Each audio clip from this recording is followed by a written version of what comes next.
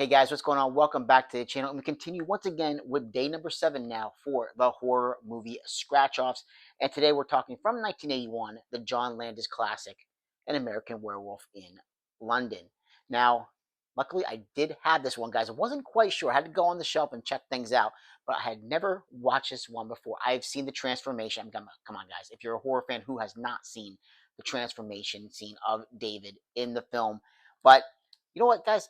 Real fast, I'm just going to get off topic for a second as far as the movie goes, but this one, guys, it's loaded. This Blu-ray, it's just blue. I know there's other, more extravagant editions out there, but this one is pretty freaking loaded with special features behind the scenes. Just wanted to throw that one out there. If you wanted something on a little bit on a cheaper price point as far as picking this movie up, the transfer looks pretty good too. For an older Blu-ray, it looks pretty good, and like I said, loaded with special features. Now, what can we say about this one? It clocks in about an hour and a half, and the special effects.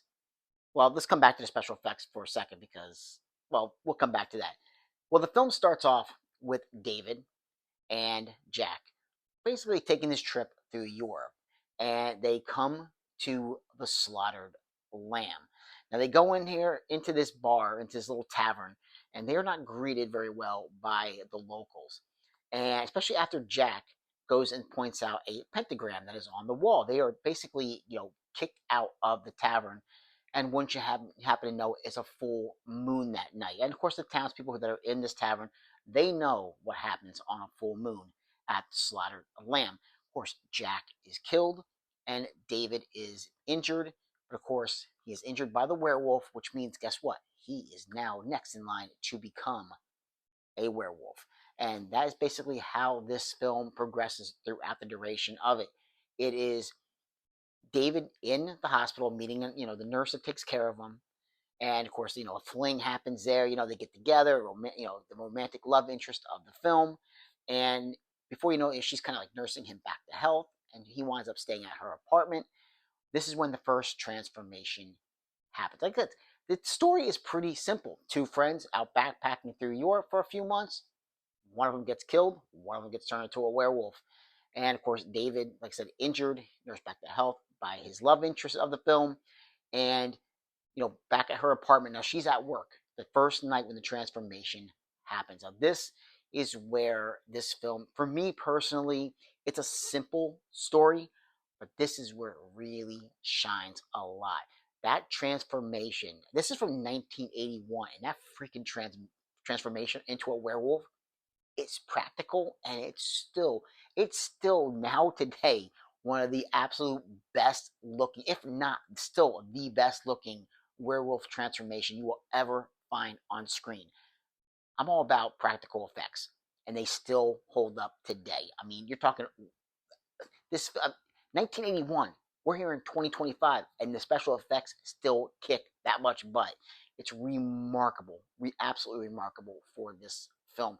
John Landis does a really good job directing this film, and just seeing David go through all this, what's going to happen? Is he really? Because throughout the film, and this is another, another little thing that's thrown into this film is Jack is kind of like, his dead friend is in between worlds. He's the undead practically, and as throughout every time he pops up on screen, he starts to deteriorate just a little bit more every single time. But again, practical effects, and he looked freaking great. I absolutely love it. And he's trying to tell Dave, listen, the bloodline for this werewolf has to end, and it's got to be you. You need to basically off yourself, or some more people are going to die at the hands of the werewolf. And that's kind of like the back and forth that David needs to deal with. Is he really a werewolf? Is it all in his mind?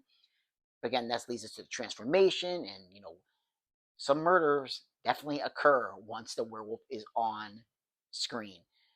And once, I don't want to spoil anymore, guys. That's what I've been trying to do with these films when I've been doing the reviews, is not to go all the way into detail exactly how the films end. There will be spoilers, but I don't want to talk about the absolute ending to the film, just in case you, like me, have not seen this one.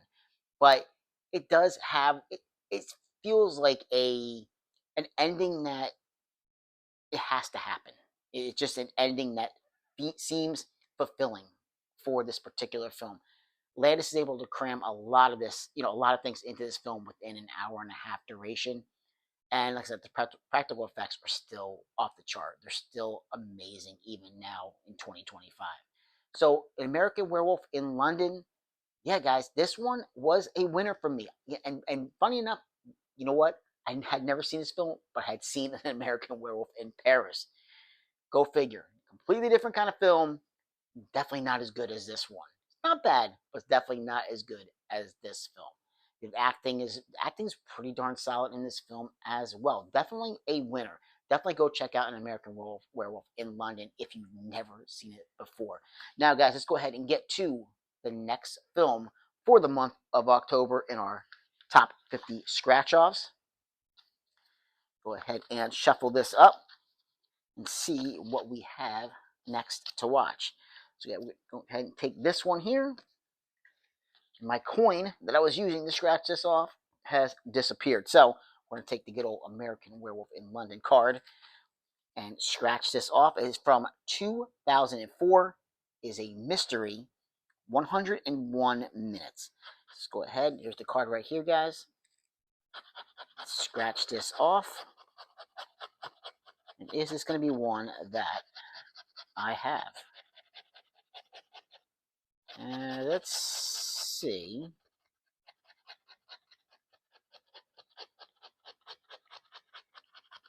Okay, now this is crazy because it's saying it's a mystery. It's not a mystery, guys. Because I know what it is. And I absolutely love this movie. I saw this opening weekend in the theater. Let's get right to it, guys. It is Zack Snyder's Dawn of the Dead. Now, why did it not say zombies down here? Maybe that was just too much of a dead, pun intended, giveaway. But yes, Zack Snyder's Dawn of the Dead. Guys, I'm all about that. Sign me up. Right now, I'm going to pop that in and I'm going to start watching because I freaking love that movie. Guys, like, subscribe, and comment if you get the chance. Oh, I can't wait. I'm so excited for this one, guys. And I'll catch you in another video. Take care.